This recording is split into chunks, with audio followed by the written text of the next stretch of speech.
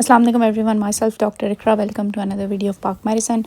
As we all know कि हम NRE के 10 अटैम्प्ट्स में से पास पेपर डिस्कस कर रहे हैं। सो आज के वीडियो में नेक्स्ट 50 MCQs हम डिस्कस करेंगे। सो स्टार्ट करते हैं जहाँ हमने छोड़ा था। Damage to hypothalamus most directly disturb which primary function. So जो आपका हाइपोथैलेमस है वो बहुत इंपॉर्टेंट सेंटर है for thermo regulation.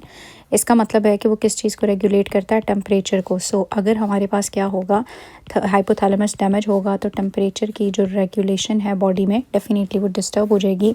So temperature regulation disturb होगी, ये आंसर है। रैम स्लीप और नॉन रैम स्लीप जो है वो हाइपोथैलेमस उसमें असिस्ट कर रहा होता है, लेकिन मेन जो है उसको कंट्रोल ब्रेन स्टेम कर रहा होता है। और जो मेमोरी है आपकी वो हमारे पास हिप्पोकैम्पस हो गया, या फिर हमारे पास जो पैराइटल और फ्रंटल कॉर्टेक्स होता है वो रिस्पॉन्सिबल होता है basically, specifically orbitofrontal cortex responsible होता है फॉर मेमोरी।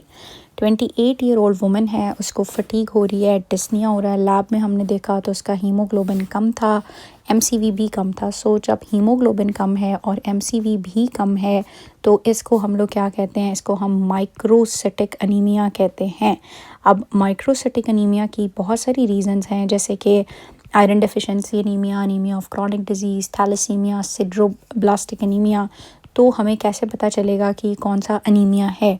नेक्स्ट पेशेंट का आयरन भी कम है और फेरेटिन भी कम है। So obviously along with MCV अगर आयरन भी कम है और आयरन की जो स्टोरेज फॉर्म है फेरेटिन वो भी कम है तो आयरन डेफिशिएंसी ही है। Increase total iron binding capacity. Let suppose यहाँ पे आयरन ने बाइंड होना था, सो आयरन की डेफिशिएंसी है तो बाइंडिंग कैपेसिटी तो इम्पटी पड़ी हुई है। सो बाइंडिंग कैपेसिटी जो है वो क्या होगी, इंक्रीज्ड होगी ट्रांसफरिन के ऊपर, ठीक है। और ट्रांसफरिन सेचुरेशन भी डिक्रीज हुई हुई होगी, क्योंकि आयरन कम है तो ट्रांसफरिन सेचुरेटेड नहीं होगा। सो this is definitely clearly iron deficiency anaemia. This is very important. Anaemia of chronic disease में जाहिर है साथ में कोई क्रॉनिक डिजीज़ होता है और आपका फेरेटिन जो स्टोरेज फॉर्म है वो नॉर्मल होती है। ए प्लास्टिक अनीमिया में सब कुछ कम होता है, WBC, RBC एंड आपके प्लेटलेट और थैलेसीमिया माइनर के अंदर भी आयरन और फेरेटिन दोनों ही नॉर्मल होते हैं।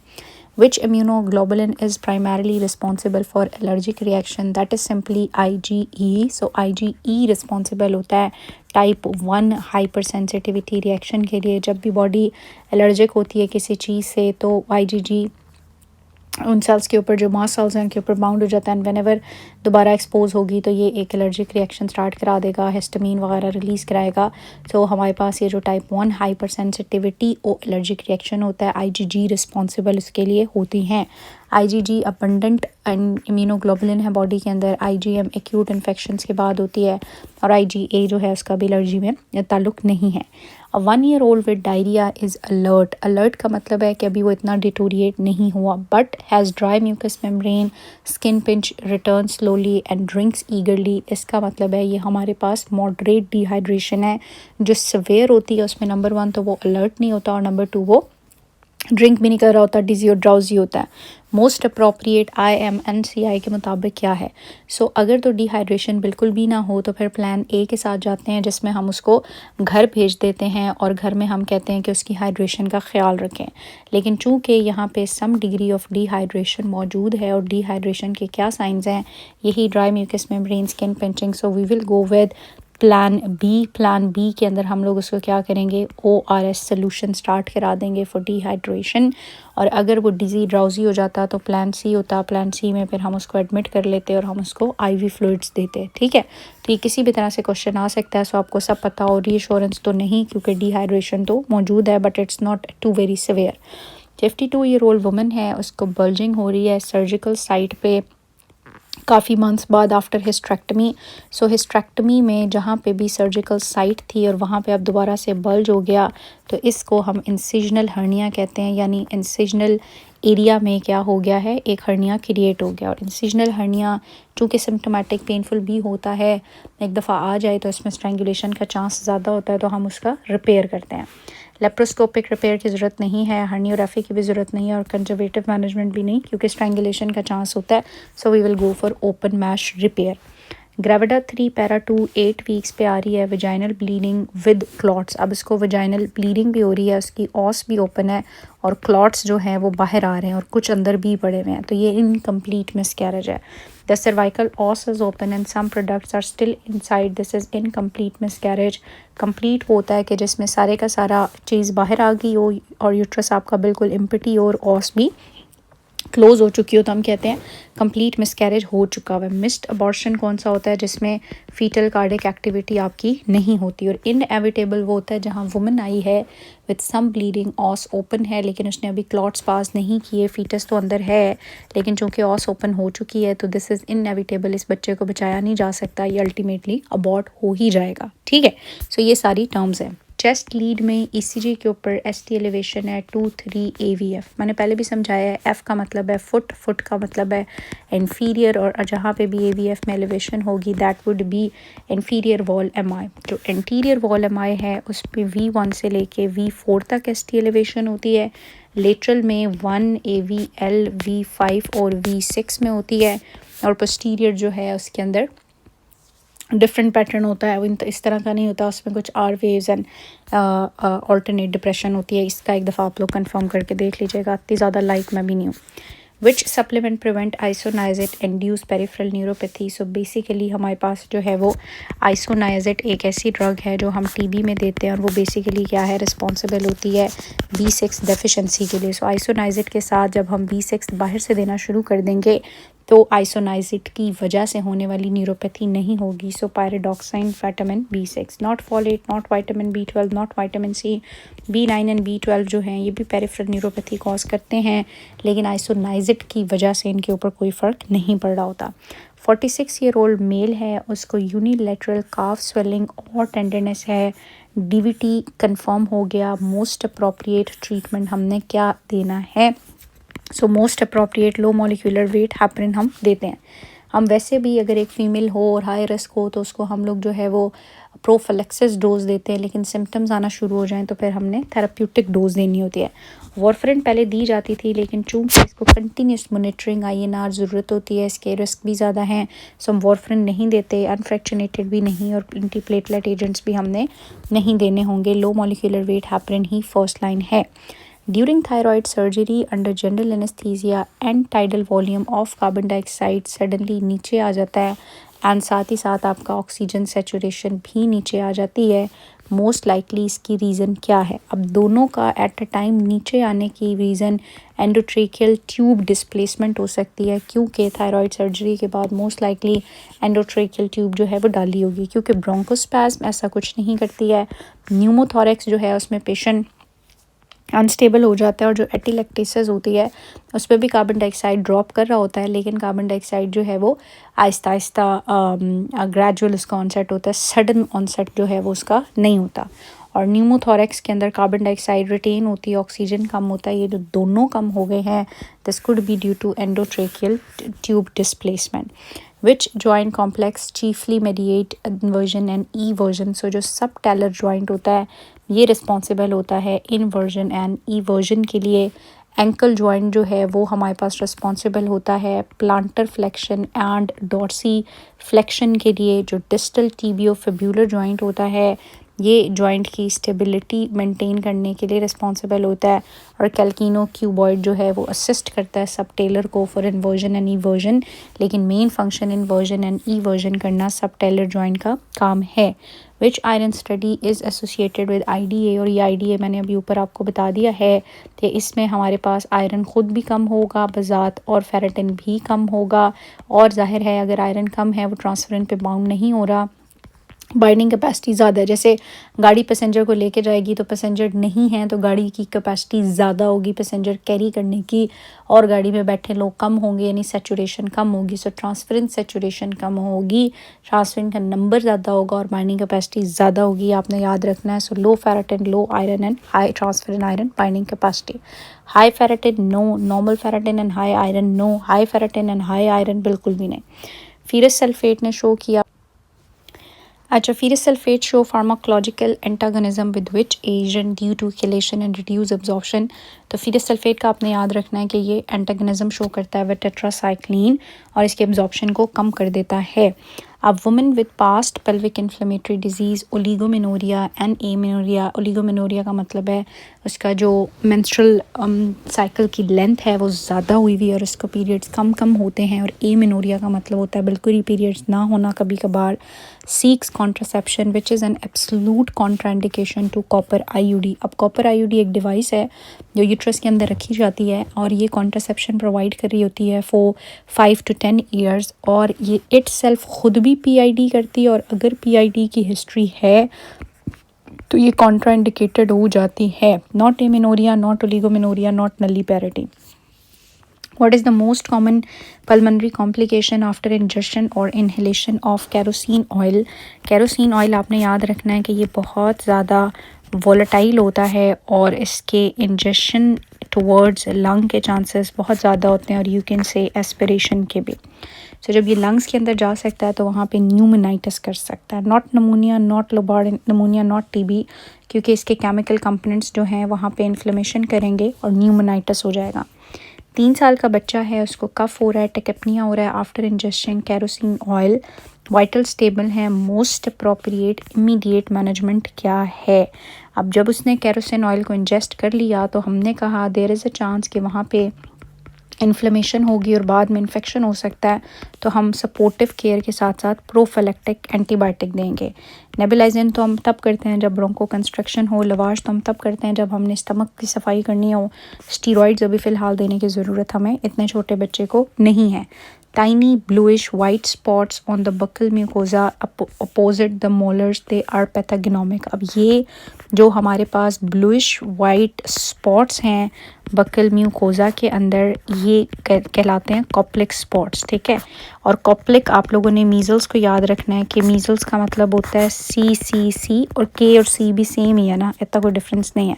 सो इसके अंदर कफ होती है, कोराइज़ा होता है, कंजक्टिवाइटिस होता है और कॉप्लिक स्पॉट्स होते हैं. ये मीज़ल की निशानी है.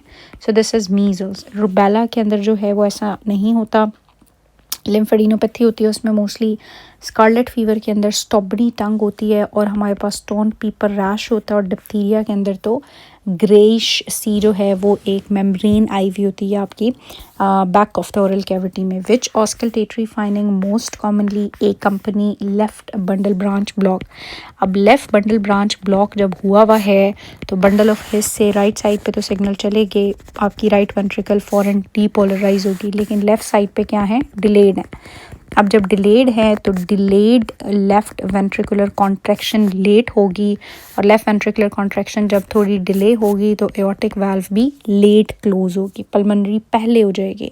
सो there would be reverse S two delay जो होता है ना, नॉर्मली एओर्टिक पहले होती है, पल्मोनरी बाद में होती है, और थोड़ा सा गैप होता है बीच में. ठीक है, यहाँ रिवर्सली स्प्लिट होगी S2, सॉफ्ट तो नहीं होगी. फिक्स स्प्लिटिंग ये भी इंपॉर्टेंट है, एट्रियल सेप्टल डिफेक्ट में होती है, लाउड P2B पल्मोनरी हाइपरटेंशन के अंदर होती है. ये चीज़ें आपको बेटे पता होनी चाहिए. A man working in a glass manufacturing factory develop renal failure, which toxin is responsible for this. So renal failure के लिए जो रिस्पॉन्सिबल है वो हमारे पास लेड है. मर्क्यूरी नहीं, सिलिका हो सकता है लेकिन वो लंग्स को डैमेज करेगा. रीनल फेलियर नहीं, और कैडमियम भी नहीं. इन एसाइटीज़ विद सीरम एल्ब्यूमिन एसाइटीज़ जो स्कोर है वो कम है. अब अगर तो ये स्कोर ज़्यादा होगा तो फिर उसका मतलब होता है कि प्रॉब्लम हाइपरटेंशन या आपका जो हाइड्रोस्टैटिक प्रेशर है उसके ज़्यादा होने की वजह से हुआ है, और अगर ये स्कोर जो है वो कम हो तो इसका मतलब होता है लीकेज हो रहा है ड्यू टू प्रोटीन लीकेज और something like that. So not peritoneal, yes peritoneal TB हो सकता है क्योंकि ये स्कोर कम है, तो इसका मतलब है हमारे पास लो ग्रेडियंट है, और ये लो ग्रेडियंट लोकल एसाइटीज़ जो है ये लोकल वहाँ पे पेरिटोनियम के किसी प्रॉब्लम की वजह से हो सकती है, क्योंकि सिरोसिस में या आपका जो नेफ्रोटिक है या बर्ड चेरी. अब जो बर्ड चेरी एंड सिरोसिस है उसमें हमारे पास हाइड्रोस्टैटिक प्रेशर ज़्यादा हो सकता है. It depends. ठीक है, उसमें पोर्टल हाइपरटेंशन होगी, हाइड्रोस्टैटिक प्रेशर की वजह से लीकेज होता है, और वहाँ पे जो हमारे पास सीरम एल्ब्यूमिन ग्रेडियंट है वो ज़्यादा होगा. नेफ्रोटिक में ज़ाहिर है सीरम एल्ब्यूमिन कम होता है, लेकिन मोस्ट सूटेबल यहाँ पे जो है वो पेरिटोनियल ट्यूबरक्लोसिस है. एक फुटबॉलर वो स्ट्रक हो गया, उसको हेड पे लगी, ब्रीफली उसने कॉन्शियसनेस लॉस कर ली, देन इनिशियली इम्प्रूव हुआ लेकिन फिर डिजीनेस हो गई 2 घंटे बाद. मैंने आपको पहले बताया था कि लॉस ऑफ कॉन्शियसनेस हो जाए, फिर पेशेंट आपके पास रिवाइव हो जाए, फिर वो डिटोरिएट हो जाए, तो इस इंटरवल को हम ल्यूसिड इंटरवल कहते हैं, और ल्यूसिड इंटरवल हमारे पास एपिड्यूरल हीमाटोमा में होता है। सब अराकिनॉइड हैमरेज कैसे प्रेजेंट करता है, इसकी मेन चीज़ यही होती है कि वर्स हेडेक ऑफ लाइफ हो रहा है। सब ड्यूरल का मोस्टली जो है वो हमारे पास क्रॉनिक कोर्स होता है, और इसमें एक एल्डरली पेशेंट हो सकता है जो एंटीकोएगुलेंट ले रहा है, वो 2 वीक्स पहले गिरा था, ब्रूजिंग हुई हुई थी और उस तरह से आता है, और अब जो है वो कन्फ्यूजन के साथ आ रहा है। आपने सीटी स्कैन किया, आपको एक हीमाटोमा मिल रहा है, and that haematoma would be subdural haematoma. जो स्कैल्प हीमाटोमा है वो तो कुछ भी नहीं है। Which condition produces multiple punched out lytic lesion. So multiple जो पंच्ड आउट लेटेक लीजन होती हैं, जैसे किसी ने यहाँ पे मुक्के मारे हुए हों, मल्टीपल माइलोमा में होती हैं, क्योंकि प्रोस्टेट कैंसर या ब्रेस्ट कैंसर के अंदर हमारे पास लीजन्स हो सकती हैं, लेकिन वो इनके अंदर होती हैं वो सेक्लेरोटिक लीजन्स होती हैं, ठीक है, या इनके अंदर भी लिटिक हो सकती हैं, लेकिन वो specially punched out lytic lesions नहीं होते। किस चीज़ की डेफिशिएंसी मैक्रोसाइटिक एनीमिया करती है। सो अगर एमसीवी का नंबर साइज़ जो है वो 100 और मोर क्लोज 97 से कम हो तो हम कहते हैं माइक्रोसाइटिक एनीमिया है, और इसकी most common reason iron deficiency होता है। आयरन डेफिशिएंसी के अलावा thalassemia, anaemia of chronic disease और सिड्रोब्लास्टिक एनीमिया भी हो सकता है। लेकिन अगर ये बड़ा होगा तो फिर हम कहते हैं मैक्रोसाइटिक एनीमिया है, और मैक्रोसाइटिक की मोस्ट कॉमन रीज़न B9 और B12 डेफिशिएंसी और अल्कोहल हो सकता है। So definitely B9, B12, not B1, not B6, not vitamin C। B6 की डेफिशिएंसी से क्या होता है, न्यूरोपैथी होती है, ठीक है। किस ड्रग से, आइसोनाइजेट से। Worldwide the most frequent cause of life threatening haemoptysis. अब एक चीज़ होती है हेमाटोमासिस, जिसका मतलब होता है खून की उल्टी होना, और एक हेमोप्टिसिस होता है जिसका मतलब है नाक से खून आना, ठीक है। तो टीबी उसका मोस्ट कॉमन कॉज है वर्ल्ड वाइड, क्योंकि टीबी विद इन 24 आवर क्या कर सकती है, आपकी लंग्स के अंदर इसकी लीजन इरोजन्स कर सकती हैं ब्रोंकियल वेसल्स की, और वहाँ से बहुत सवेयर ब्लीडिंग हो सकती है। Not lung cancer, not bronchiectasis, oesophageal varices और एट्रोवीनस मालफॉर्मेशन हेमोप्टिसिस करती हैं, यानी खून की उल्टी आती है, नाक से खून नहीं आता है। Along with measles vaccine, which other vaccine is routinely administered at 9 months। तो मीज़ल itself अकेली नहीं होती, मम्स, मीज़ल और रुबेला जो हैं वो इकट्ठे ही दिए जाते हैं। सो आई थिंक इस क्वेश्चन के ऑप्शंस में थोड़ा सा है, क्योंकि रुबेला तो देना ही देना है और मम्स भी देना है, तो ये 2 ऑप्शन नहीं हो सकती, और सम टाइम पेपर में हो सकता है कि वो गलत ऑप्शन दे दें, तो फिर वो बाद में उसको करेक्ट कर देते हैं, आपको उसका नंबर मिल जाते हैं। So it could B measles के साथ हम मम्स और रुबेला दोनों ही देते हैं। The skin of the medial thigh is supplied by medial cutaneous nerve which is a branch of femoral nerve. So femoral nerve की एक ब्रांच होती है मीडियल क्यूटेनियस नर्व, और ये मीडियल क्यूटेनियस नर्व क्या कर रही होती है, सेंसरी सप्लाई कर रही होती है, ठीक है। जो हाइपोगैस्ट्रिक नर्व है वो तो हमारे पास is a part of autonomic nerves. Obturator nerve जो है वो आपके एडक्टर ऑफ थाइस को सप्लाई करती है, और इसकी भी आगे से एक सेंसरी ब्रांच होती है, वो भी आपकी थाई को ही सप्लाई करती है। डीप इंग्वाइनल नर्व तो कोई नर्व नहीं है।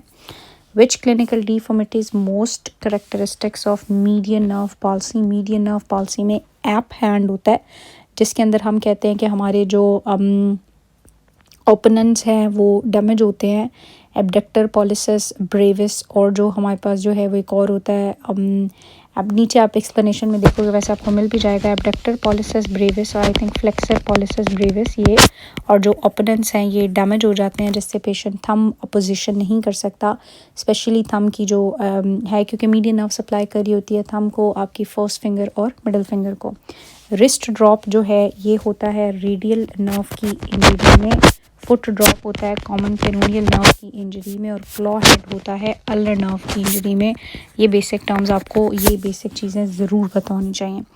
A clinician proactively initiate treatment to improve a patient health and well-being. Which ethical principle is exemplify?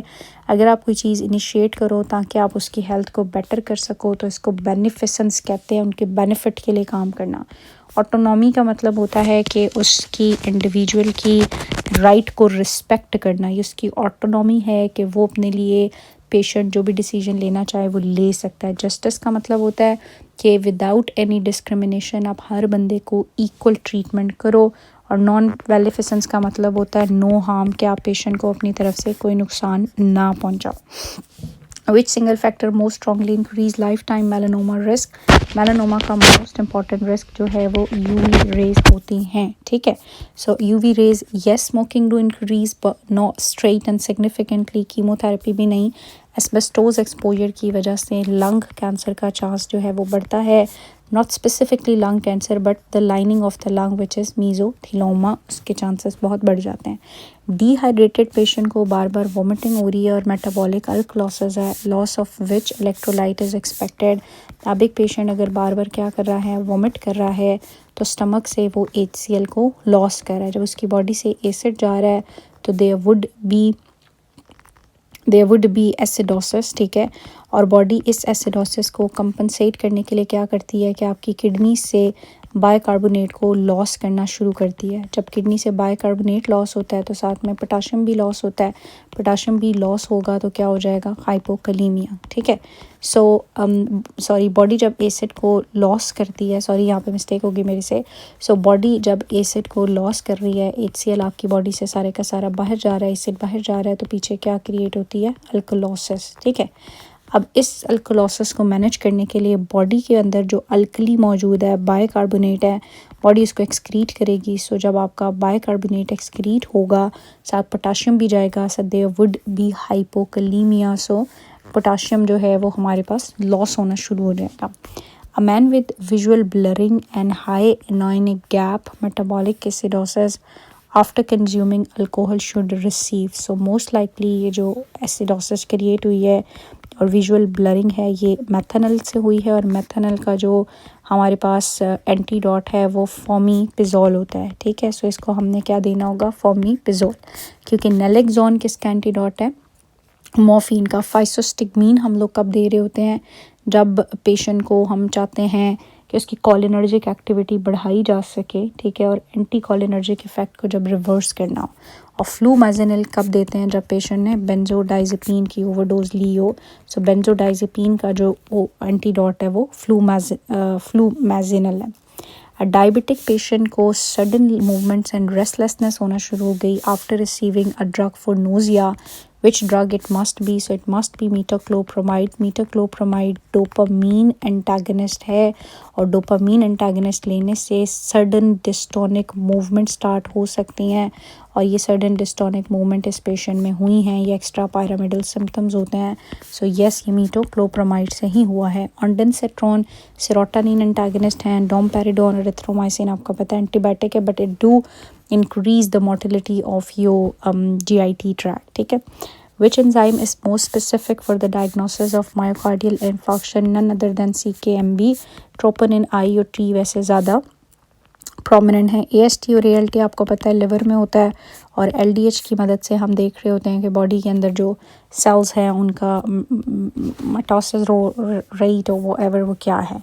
Maple syrup urine disease is due to accumulation of which amino acid? Branch chain amino acid। Basically maple syrup disease के अंदर branch chain amino acid जो है amino acid dehydrogenase जो है उसकी deficiency होती है, जिसकी वजह से ये आगे further मेटाबलाइज नहीं होती हैं और branch chain amino acid excessively accumulate हो रही होती हैं, including leucine, isoleucine and valine. और इनका रिलीज लिवर के अंदर यूरिन के अंदर भी यूरिन को ट्रिपल ओडोर देता है। मिथ्यूनिन तो नहीं, फिनाइल एफनीन भी नहीं, और ट्रिप्टोफैन भी नहीं। 12-year-old बॉय है, उसको बुखार है, पेनफुल स्वेलिंग है पैरोटिड ग्लैंड की। ये जो कान पेड़े से होते हैं पैरोटिड ग्लैंड की स्वेलिंग है, इसको मम्स कहते हैं, और ये मम्स एसोसिएटेड होता है टेस्टिकुलर स्वेलिंग के साथ। मम्स की वजह से ऑर्काइटिस भी होता है, और ऑर्काइटिस इनफर्टिलिटी भी कॉज कर सकता है। येस, दिस इज़ मम्स, क्योंकि मीजल्स मैंने आपको बता दिया है, कफ, कोराइजा, कंजक्टिवाइटिस और कॉप्लिक स्पॉट्स के साथ आता है। इन्फेक्शियस मोनोन्यूक्लियोसिस, सॉर थ्रोट और रैश होता है पूरी बॉडी के अंदर। और एपिडिडमाइटिस जो है वो सिर्फ एपिडिडमस की inflammation, and it could be due to mumps और it could be due to STIs। 26-year-old breast feeding women को टॉसेस हो रही है, fatigable, general weakness, worsening throughout the day, improving with rest. ये जो हमारे पास थ्रू आउट द डे बढ़ती है फटीग, रेस्ट पे रिलीफ हो जाती है, माइस्थीनिया ग्रेविस है। Which drug will treat this symptomatically. Myasthenia को ट्रीट करने के लिए हम लोग क्या चाह रहे थे, हम चाहते हैं एसिटाइलकोलिन का लेवल बढ़े और इसके लिए हम एसिटाइलकोलिनेस्टरेज इनहिबिटर देते हैं जिससे एसिटाइलकोलिन का ब्रेक डाउन नहीं होगा और उसका लेवल इंक्रीज़ होगा। एंड मोस्ट इम्पॉर्टेंट इसके लिए नियोस्टिग्मीन है। कॉर्टिकोस्टीरॉइड नहीं, बोtulinum टॉक्सिन जो है वो भी एसिटाइलकोलिन को बढ़ाता है बट नॉट फर्स्ट लाइन, और डायज़ेपाम भी नहीं है। 32-year-old woman present with fluctuating dysphagia, nasal regurg tosses. ये जो टॉसेस है ना, टॉसेस ये एक प्रोमिनेंट साइन होता है और डिप्लोपिया माइस्थीनिया ग्रेविस का। मोस्ट अप्रोप्रिएट इन्वेस्टिगेशन क्या है? So this is most likely myasthenia gravis. और माइस्थीनिया ग्रेविस में होता क्या है कि आपके जो एसिटाइलकोलिन रिसेप्टर्स होते हैं उनके अगेंस्ट एंटीबॉडी बनी हुई होती है। तो हम एसिटाइलकोलिन रिसेप्टर एंटीबॉडी करेंगे। Not barium swallow, not CT, not tumour marker. Elderly patient को हाइपोथर्मिया, ब्रेडिकार्डिया, अल्टर्ड सेंसोरियम है और मैक्सिडीमा कोमा है। अब क्या करें? So myxoedema coma is a severe complication of hypothyroidism. Hypothyroidism के लिए हम फ़ौरन से पेशेंट को बाहर से लेवोथायरॉक्सिन देंगे और क्राइसिस से डील करने के लिए हाइड्रोकॉर्टिसोन देंगे। IV levothyroxine and hydrocortisone. Not this, not this, not this. Jaundice appear within first 24 hour is always pathological and it needs evaluation, not physiological, not due to breastfeed, not benign, benign, physiological same. Which feature best typify nephritic syndrome? So nephritic syndrome के अंदर हमारे पास RBC जो है उसका वो body से release निकल रहा होता है। there would be hematuria and along with that excessive sodium water की reabsorption होती है तो hypertension भी होती है। so hematuria and hypertension होती है। ओलिगयूरिया नहीं हो रहा होता। प्रोटीन यूरिया और एल्ब्यूमिनीमिया जो है ये नेफ्रोटिक सिंड्रोम में होता है और पॉलीयूरिया हाइपरकैलेमिया भी नहीं। Which is a typical finding of nephrotic. ओ है ना इसमें, नेफ्रोटिक में बॉडी में एडीमा होता है। बॉडी में एडीमा क्यों होगा? क्योंकि प्रोटीन यूरिया है, प्रोटीन निकल जाता है, there is hypoalbuminuria, और जब वेसल्स में प्रोटीन कम होगा, ऑनकोटिक प्रेशर कम होगा, फ्लूइड लीक करेगा, so there would be oedema. Proteinuria होगा, एडीमा होगा, हाइपो एल्ब्यूमिनीमिया और हाइपरलिपिडीमिया करेक्ट। हीमाचूरिया नेफ्रेटिक में होता है, ये भी नहीं होता। मडी ब्राउन कास्ट भी हीमाचूरिया में ही होते हैं यानी नेफ्रेटिक में ही होते हैं। Following high cervical spine trauma, a patient is hypotensive, warm, dry skin, which physiological change is characteristics of the shock state? तो ये जो स्पाइनल इंजरी हुई है और स्किन वार्म और ड्राई हो गई है, इसका मतलब है ये हमारे पास न्यूरोजेनिक शॉक है। अब न्यूरोजेनिक शॉक में जो चीज़ें होती हैं वो हम देखेंगे। Decrease peripheral vascular resistance, yes इसमें पेरिफेरल वैस्कुलर रेजिस्टेंस क्योंकि सिंपैथेटिक टोन लॉस हो जाती है तो कम हो जाती है, लेकिन पेरिफेरी की तरफ वेजोडाइलेशन है जिसकी वजह से स्किन आपकी वार्म रहती है। कोल्ड कामी स्किन तो हाइपोटेंसिव और हमारे पास कार्डियोजेनिक शॉक में होती है। टैकीकार्डिया विद हाइपरटेंशन नहीं, यहाँ पे हमारे पास ब्रेडीकार्डिया जो है वो होता है with hypertension. Hypertension with close cold extremities नहीं, हाइपोटेंशन होती है और वार्म एक्सट्रीमिटीज़ होती हैं क्योंकि सुपरफिशियल स्किन की तरफ ब्लड फ्लो मेंटेन हुआ होता है। अब women with heavy periods present with pallor, heavy periods के साथ पैलर है, HPV कम है, MCV भी कम है थोड़ा, ये नॉर्मो इन्होंने वैसे लिखा हुआ है, प्लेटलेट नॉर्मल है, आयरन बाइंडिंग कैपेसिटी ज़्यादा है, इसका मतलब है इसको आयरन डेफिशिएंसी एनीमिया ही है। 65 ईयर ओल्ड इसको क्रॉनिक एनसेड यूज़ कर रही है, अब अनीमिया के साथ है। तो एनसेड्स क्या करते हैं? एनसेड्स आपकी यहाँ पे जो एसिड को अपोज करने के लिए कंपनसेटरी मैकेनिज्म है, यानी रिलीज़ हो रहा होता है बाइकार्बोनेट और म्यूकस उसकी प्रोडक्शन को इनहिबिट करता है और उसकी वजह से एसिड ज़्यादा होता है। एसिड फिर अल्सर करता है और अल्सर ब्लीड करता है, ब्लीडिंग की वजह से फिर ब्लीडिंग होती है और पेशेंट अनीमिक हो जाता है। Not miosis, not nutritional deficiency, not bone marrow suppression. A farmer with miosis, bronchorrhoea, bradycardia, muscle fasciculation. So ये सिम्टम्स जो हैं वो स्लश समथिंग के होते हैं, हमने कुछ देखा था, सल्वेशन, लैक्रिमेशन होती है, यूरिनेशन होती है, इनके अंदर डिफिकेशन या कुछ इस तरह का एक निमोनिक या नीचे एक्सप्लेनेशन में लिखा हुआ है। This all indicate organophosphate poisoning, ठीक है। Which of the following is used in the emergency treatment of organophosphate poisoning? So organophosphate poisoning अगर हो तो उसमें इमरजेंसी में हम फ़ौरन, चूँकि आपकी कोलिनर्जिक एक्टिविटी बहुत ज़्यादा हुई होती है, तो एंटी कोलिनर्जिक एजेंट यानी कि एट्रोपिन देते हैं। बिकॉज नैलेक्सोन जो है वो मॉर्फिन टॉक्सिसिटी में दिया जाता है। फ्लूमाजीनल जो है ये हम दे रहे होते हैं पेशेंट को मैथनल टॉक्सिसिटी के अंदर, बेंजोडाइजेपिन टॉक्सिसिटी में, और प्रेलिडॉक्साइन भी हमने यहाँ नहीं देना। Most common causative pathogen osteomyelitis, bone के इन्फेक्शन को कहते हैं। सो बोनी इन्फेक्शन के लिए जो मोस्ट कॉमनली रिस्पॉन्सिबल है वो स्टाफ ओरियस है। सल्मोनेला जो है वो आपका ब्लडी डायरिया कॉज करता है, स्ट्रेप्टोमोनी नमूनिया कॉज करता है, और स्टेफ एपिडर्माइटिस जो है वो एंडोकार्डाइटिस वगैरह कॉज करते हैं, वो भी प्रोस्थेटिक वाल्व का। Most common causes of acute pancreatitis, acute pancreatitis के लिए मोस्ट कॉमनली जो रिस्पॉन्सिबल है वो गॉल स्टोन है। और नंबर 2 क्रॉनिक के लिए अल्कोहल होती है, बट गॉल स्टोन और alcohol they are consider as the most common cause because not hypercalcaemia and trauma, not drugs and hyperglycemia, or not infection. A middle-aged male present with breathlessness, pallor, CBC showing reduced red cell, white cell, platelet. अब अगर red blood cells भी कम हो गए, white blood cells भी कम हो गए, platelet भी कम हो गए, इसका मतलब है bone marrow suppression, and suppression क्या होती है? aplastic anemia. So this is aplastic anemia, क्योंकि थैलेसीमिया में सिर्फ red blood cells की कमी होती है, यहाँ पे भी और यहाँ पे भी। रेस्टिंग ट्रेमर, ब्रेडिकाइनेसिया एंड रिजिडिटी, ये ट्राइड है। Resting tremor,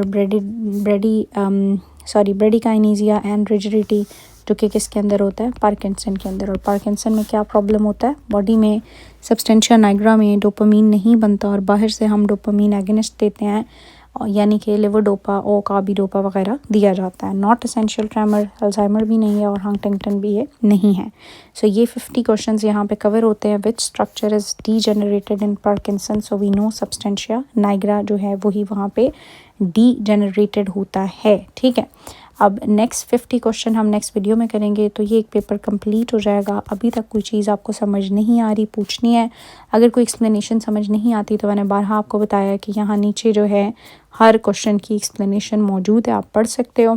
which options are right and which are wrong and why they are wrong. Still any concern, any question, any query, any improvement you guys want me to do, please do let me know. Thank you so much.